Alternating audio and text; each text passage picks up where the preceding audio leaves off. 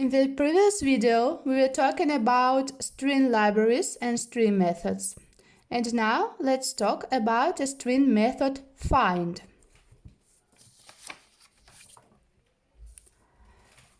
Now I would like to come back to one of the previous videos.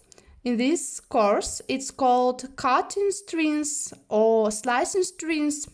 Remember we had this example, the Lord of the Rings.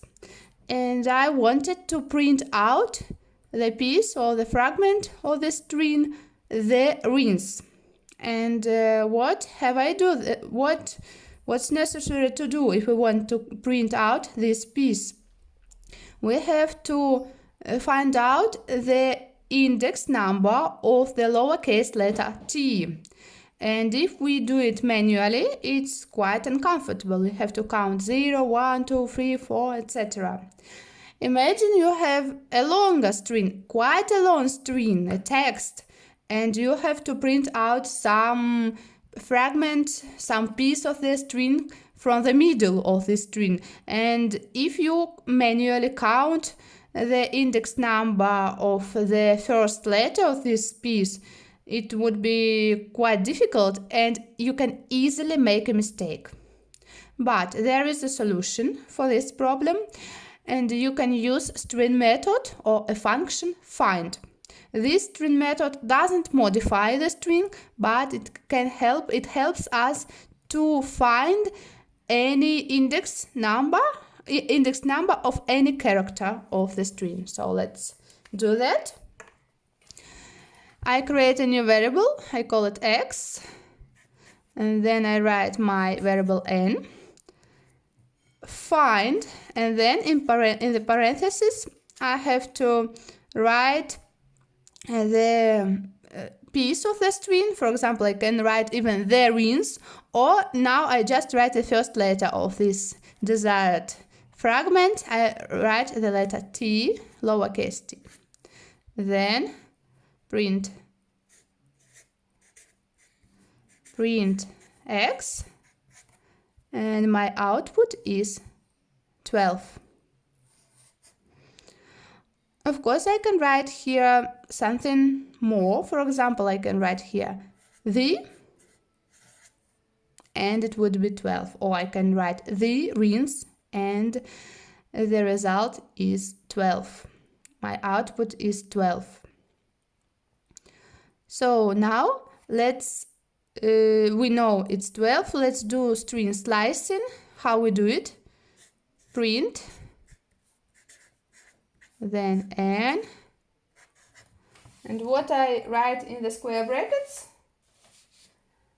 I write from 12 to, I close square bracket because it's from 12 through the end of the string, and my output is the rings. The rings is what I wanted. But if I make a mistake, for example, I write x is find, and then I write here, for example, thr, not the, but I made a mistake here. And then print x, and my output is -1.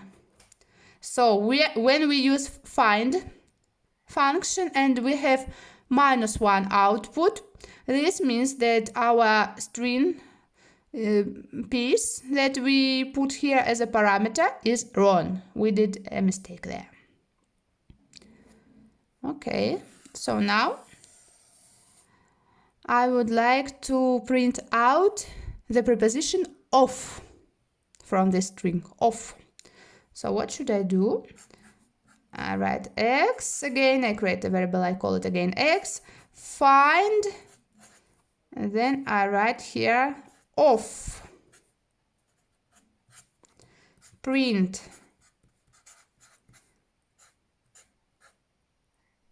x, and my output is 9. So this means that this is about the first letter of the fragment, okay? So here was 12, it's about T, letter T. Other letters are not so important. And 9, I see this means that the letter O, lowercase letter O, has an index number 9. But if I write X is again N and find, if I just write O here, print X, my output is 5. What's the problem? Why 5? Does Python make a mistake, or does Python doesn't know? It's 9, but it's 5 here. He wrote us 5. Our output is 5.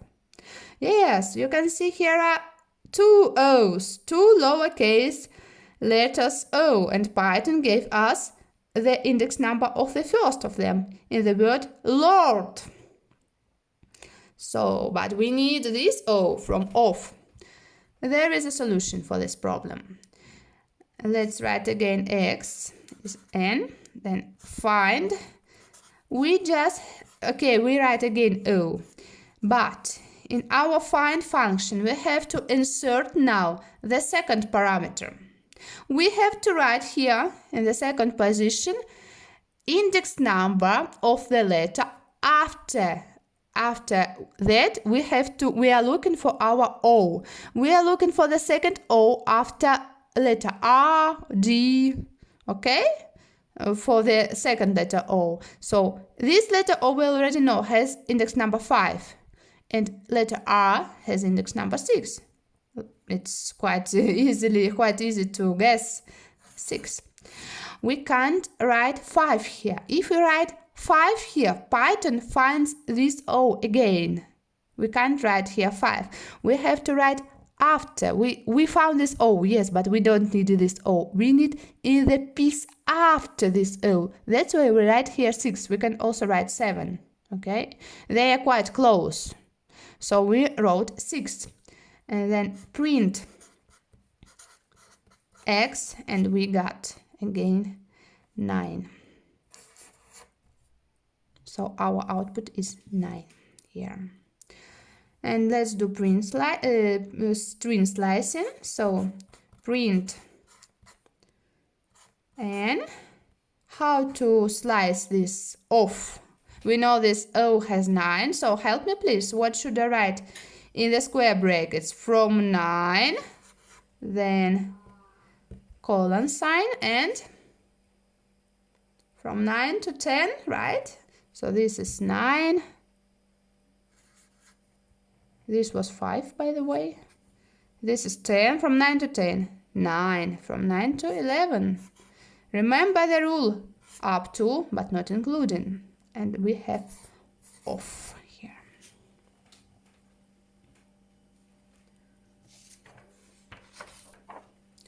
Let's see another example. This is a bit more difficult. You have here quite a long string with an email inside, that's why I called it E. So as you can see, with no doubt, Python course at ABCDEF ABC CAM DAG is okay. I would like to print out this part after at ABCDEF ABC CAM DAG. So this part I need. Okay, what should I do? First, I have to find the location index number of this letter A, and the location of this letter C, right? But look, there are some letters A before in the string. So if I would like to find the location of A, first of all I see this, and I have to search where my A is exactly located. Or C, also I have here C, and here I have C. The good thing in this string is that we have a unique character. This is at, and it would be quite easy to find the location of this unique character. And I do that now. I create again X, then E, find, I find location of my character at. Print X, and I see 41. Okay, good. And now, so I know that this has 41, this has index number 41, at. That's why this letter A has index number 42. It's quite easy to guess that. But what I want this piece, okay? We have here letter C, but here have another letter C and another. It's better to find the location, to detect the location of the space after the desired fragment, after the desired piece of the string of the space. So what I write here? I create now another variable. I write y. I explain why I created y a bit later. Find. So I need space, right? So I write space. Here this is space. Between quotation marks, this is a space. And my space is after at. Okay, it's in the piece after at. And at is here, it's like a milestone. This is a unique character and I use it. And it helps me a lot. So I write, but here I write index number, okay? I don't write at here. I don't write this. I write index number of at, and this is 41. I know. I already know that. Print y. Y, and I see 59. It works. But there is another way to find to detect the index number of this space. And I show you. As a second parameter in a find function, you can also write a variable x. That's why I created a new variable. That's why I called it y, not x again. Because here in parentheses, I can write 41. Yeah, this is index number of my at, of this sign. But I can also write x. And we already know that x here, this is my variable that shows the index number of at. So this is exactly the same. 41 or x, it doesn't matter. It doesn't matter in this case. So print y, and again I have the output 59. The same. Okay. So now let's do string slicing. Print. Then I write E.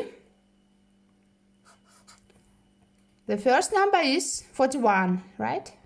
No. 42. 41 is 8. And our A is 42.